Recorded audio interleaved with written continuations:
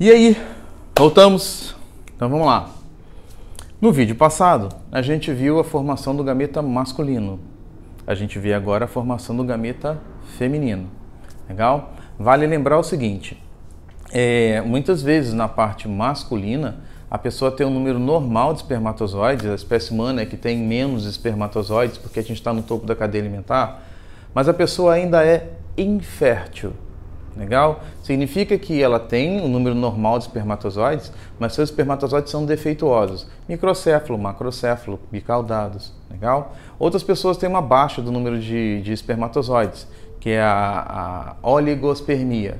Outros, esses são inférteis. Outros simplesmente não têm a produção de espermatozoide. Esse é estéril. Então, infértil é aquele que tem um gameta, mas não consegue fecundar. Estéril é aquele que não tem. A mesma coisa vale para cá agora. Tá legal? Então, agora nós temos a formação do gameta feminino. A formação do gameta feminino você pode encontrar com dois nomes. Ovulogênese ou ovogênese.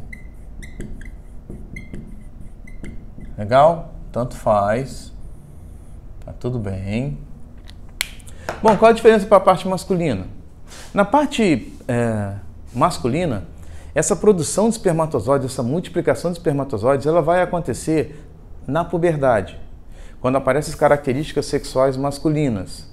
O pênis aumenta de tamanho, a sua voz engrossa, aumenta a massa muscular, aumenta a sua testosterona, a libido aumenta também, e também aumenta o mau humor, que é o efeito colateral do aumento da testosterona, tá legal? Isso acontece em todos os animais também, quando a testosterona está alta, os machos brigam pra caramba. Quem estimula isso vai ser a fêmea nos outros animais. Bom, a mulher, ela já nasce com os seus gametas pré-determinados. Essa formação de gameta aconteceu nela, na sua vida intrauterina, quando ela estava lá na barriga da mãe dela. Tá legal? Então ela já nasce com um número normal. Uma média assim, há 4, 5 gerações atrás, as mulheres tinham a média de 50 ciclos menstruais. Hoje você vai ter 473 ciclos menstruais. Enfim, deixa pra lá. Bom, então vamos usar aqui, colocar os nomes aqui. Começa com o mesmo processo, que é mitose, só que agora a gente muda o nome. São as ovogônias. Ovogônias. Legal? Quando ela atinge a puberdade, uma dessas ovogônias para de fazer mitose e passa a fazer meiose. Esse hormônio folículo estimulante é o que vai atuar no processo, onde ele vai, dentro dessa fase de maturação, acumular vitelo. Então vamos colocar aqui, ó, acúmulo de vitelo. E eu vou encher isso aqui de vitelo. O que acontece com o tamanho dessa célula? Cara, aumenta. É por isso que o óvulo é maior que o espermatozoide, porque ele tem vitelo, que vai nutrir o embrião. Tá legal? Então, na espécie humana, o óvulo é a maior célula do corpo humano. E o espermatozoide é a menor célula do corpo humano. Tá bom? Bom, então essa célula aqui tem 2 N cromossomos e ela se chama, vou colocar aqui em vermelho também, ovócito 1. Então aqui, cada uma célula gera uma. O número é o mesmo, tá legal? Quando chega aqui na meiose 1, vamos colocar de outra cor aqui, né, cara? Meiose 1 aqui, ó. Tá? A meiose 1 é reducional, legal? E aqui vai acontecer o crossing over. Só que é o seguinte, o vitelo não se divide. A célula que fica com o vitelo passa a ser uma célula funcional. Aqui não tem o vitelo, não deixa de existir, mas não vai ser funcional para a reprodução, tá legal? Porque evolução, né? É melhor ter um gameta viável com a quantidade de vitelo suficiente para o filhote do que 4 com um pouquinho de vitelo em cada e pode não ter nutriente para todo mundo, tá legal? Então aqui o vitelo vai ficar aqui, por isso que essa célula aqui continuou grande e não tem aqui. Então eu tenho esse daqui, N, e esse aqui, N, com nomes diferentes. Esse aqui vai se chamar ovócito 2 e esse aqui vai se chamar primeiro glóbulo polar. Glóbulo polar, tá ok? Beleza? Bom, avançando na meiose 2, todo mundo faz meiose 2 e a meiose 2 ela é equacional, mantém o número de cromossomos. O vitelo não se divide. Se o vitelo não se divide, essa célula aqui que ficou com o vitelo é funcional. Essa não é funcional, essa não é funcional e essa não é funcional. Então vamos dar nomes para eles. Essa aqui vai ser chamada de ovótide. E esses três aqui são chamados de glóbulos polares. Glóbulos polares.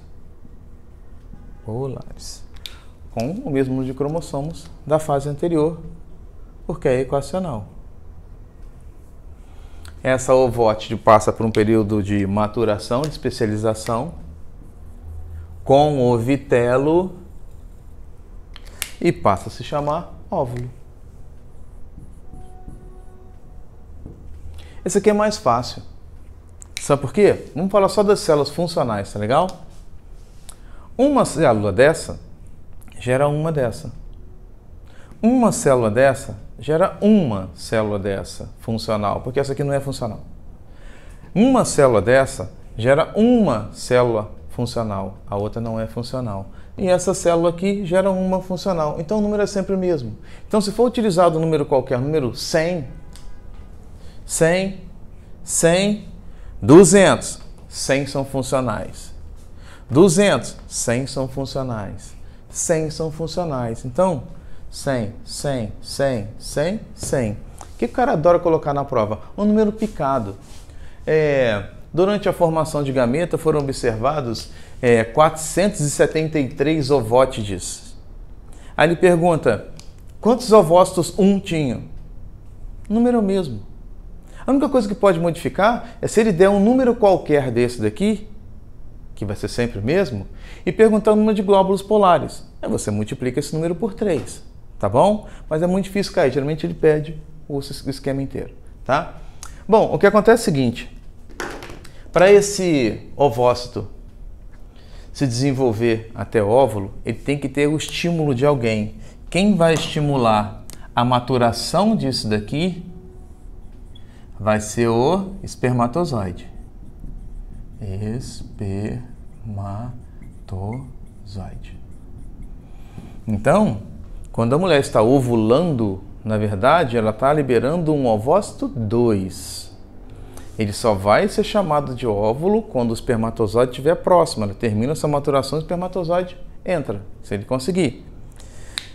Se não conseguir, ela liberou um ovócito 2, reabsorveu um ovócito 2. Mas se por acaso você encontrar na prova, liberou um óvulo, se não for para pedir para diferenciar, cara, considera óvulo também. Você não vai ficar assim, essa questão está errada, teria que ser um ovócito 2. Não se preocupa com isso, faz sua prova, vai dar tudo certo, ok? Bom, então se o número é pré-determinado, vai chegar um momento da vida da mulher que não vai ter mais. Quando não tiver mais, ela está entrando na menopausa, ok? Vai entrar na menopausa, para o processo, começa a ter algumas alterações hormonais, a mulher é mais sensível a mudanças de hormônios. É interessante que o parceira entenda isso, que o humor dela, o comportamento dela pode se alterar muito ou pouco ao longo do ciclo menstrual dela, tá bom? Bom, o aparelho reprodutor feminino, que a gente não escreveu aqui, né? Vamos escrever agora. Aparelho reprodutor feminino.